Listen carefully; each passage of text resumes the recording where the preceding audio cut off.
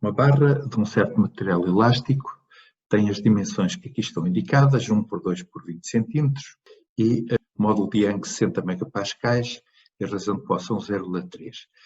As faces laterais da barra estão sujeitas a forças de compressão de intensidade 5.000 newtons.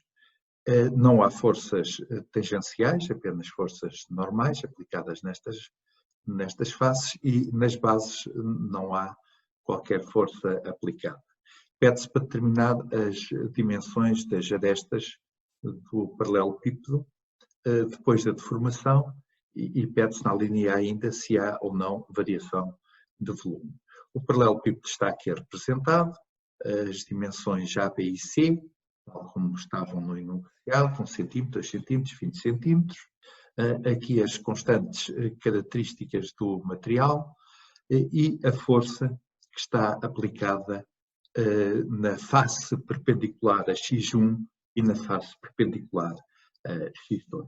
A primeira coisa que podemos fazer é determinar o tensor das tensões. Não há, evidentemente, tensões transversais e sobre a face 3 também não há qualquer tensão. Pelo que podemos desde logo dizer que o sigma, que tenha o índice 3, é 0, sigma 2, 3 também é 0, e o sigma 3, 3 também é 0.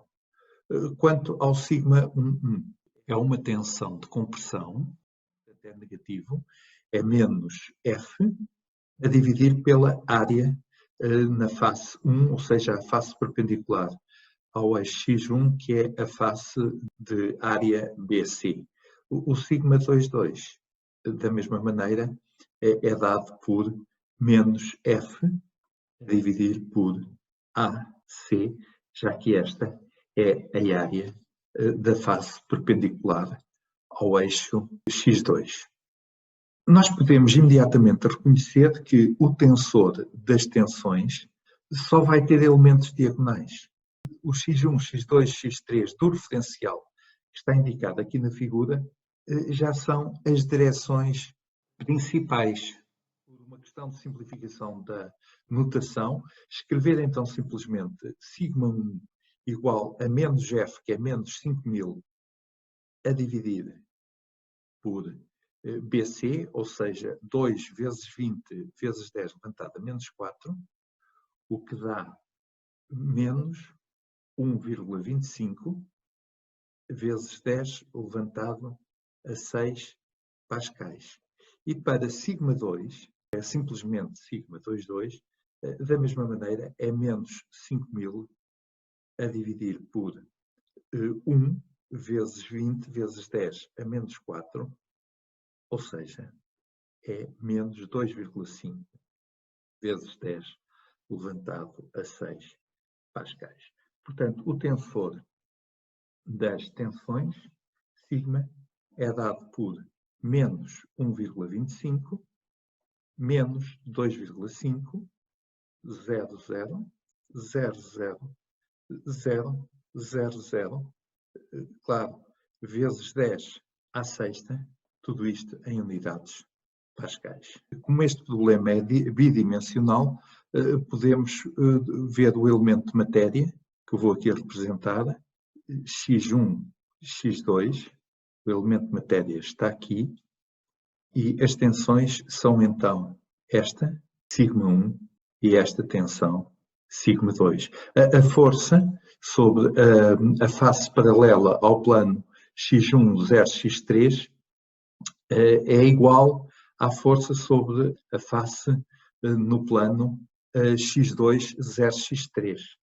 Só que esta área aqui é menor do que esta aqui, que é a área de X1, e por isso a tensão sigma 2 é maior em módulo do que a tensão sigma 1. Se quisermos agora obter as deformações, temos de relacionar as tensões com as deformações e, neste caso, uma vez que temos o módulo de Young, a razão de Poisson, já conhecemos as tensões, o mais simples é usarmos a expressão ε1 igual a 1 sobre E, sigma 1 menos nu sigma 2 mais sigma 3, em que eu evidentemente já estou a usar esta notação mais simples, sigma 1 para designar o elemento sigma 1, o mesmo para sigma 2, o mesmo para sigma 3. E, portanto, só temos de substituir valores, 1 a dividir por 60 vezes 10 à sexta, sigma 1, que é menos 1,25, menos 0,3 vezes sigma 2, que é menos 2,5, mais 0, tudo a multiplicar por 10 levantado a 6, corta com este. Efetuado o cálculo, isto dá menos 0,833 vezes 10 levantado a menos 2.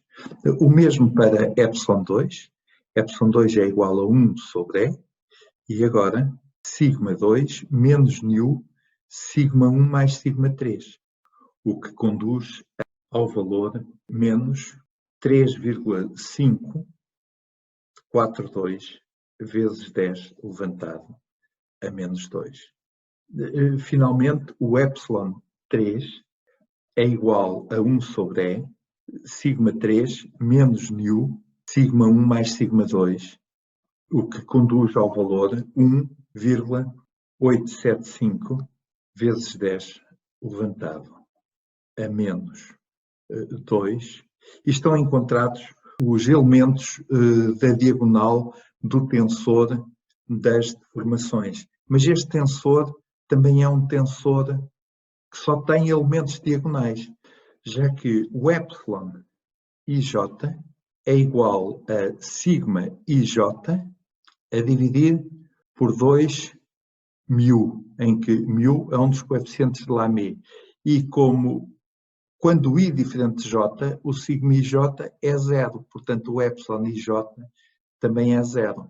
Estão aqui indicados os valores encontrados para os elementos do tensor das deformações, que é então um tensor diagonal, e a partir destes valores podemos imediatamente saber se houve ou não alteração no volume do paralelepípedo, basta determinarmos o traço de epsilon. Ora, o traço de epsilon é epsilon 1 mais epsilon 2 mais epsilon 3 e é igual a menos 2,5 vezes 10 levantado a menos 2. Ou seja, houve uma diminuição do volume inicial do paralelepípedo, que era A vezes V vezes C.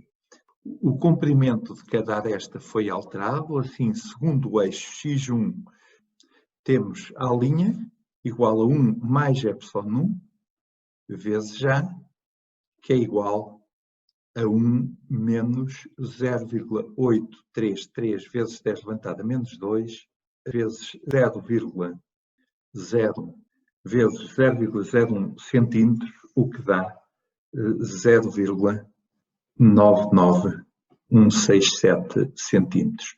Da mesma maneira, segundo a direção x2, o B' é a nova dimensão da aresta, que inicialmente comprimento B, é 1 mais epsilon2 vezes B, e efetuados os cálculos, introduzindo o valor de epsilon2 aqui, o valor de B inicial é 0,02, obtemos 1,929 centímetros. Finalmente, segundo a direção x'3, obtemos C' igual a 1 mais epsilon 3 vezes C, que é igual a 20,375 centímetros. Segundo o eixo dos Z's, o paralelepípedo aumenta o seu comprimento. Segundo as outras dimensões, x1 e x2, os eixos dos x e dos y, há uma contração. Globalmente, há uma variação de volume que é negativa, ou seja, o paralelepípedo passa a ter um volume menor. Estão então encontrados a variação de volume, a variação relativa de volume e as dimensões das arestas. Vamos agora passar à linha B, e na linha B é pedida a orientação dos planos sobre os quais as tensões transversais são máximas. Vamos ignorar a direção 3, ou seja, considerar apenas o problema bidimensional. Isto quer dizer que os planos que vamos obter são planos que contêm a direção x3. O melhor é vermos este problema no círculo de Moore. Temos aqui as tensões normais, aqui as tensões transversas, e temos que σ1 igual a menos 1,25 vezes 10 à sexta pascais e σ2 igual a menos 5 menos 2,5 vezes 10 levantado a 6 pascais. Portanto, em unidades de milhão de Pascal, este ponto aqui é o ponto de coordenada menos 2,5, este o ponto de coordenada menos 1,25, e podemos então traçar o círculo de Moore centrado neste ponto, que é um ponto aqui distante destes dois. Este é σ1, este é σ2, e imediatamente obtemos para o raio do círculo de Moore σ1 menos σ2 a dividir por 2, o que dá, em unidades 10 levantado a 6, dá 0,625. Portanto, a tensão máxima é esta, é 0,625 vezes 10 à sexta pascais. Os planos sobre os quais esta tensão se exerce são obtidos a partir dos planos principais. Ora, os planos principais são estes que aqui estão indicados, são planos paralelos às faces 1 e 2, e só temos de rodar estes planos, ou melhor, os eixos principais de 45 graus, se quisermos encontrar as direções perpendiculares aos planos sobre os quais as tensões tangenciais são máximas. Temos aqui as direções iniciais, que são também direções principais, x1, x2, e agora vamos aqui representar os planos sobre os quais a tensão tangencial é máxima.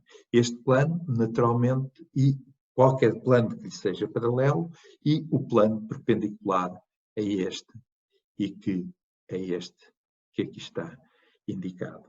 Claro que estes planos são definidos através de uma normal, que é 1 sobre raiz de 2 é 1, mais 1 sobre raiz de 2 é 2, e a outra normal, normal a este plano, é n igual a menos 1 sobre raiz de 2 é 1, mais 1 sobre raiz de 2 é 2.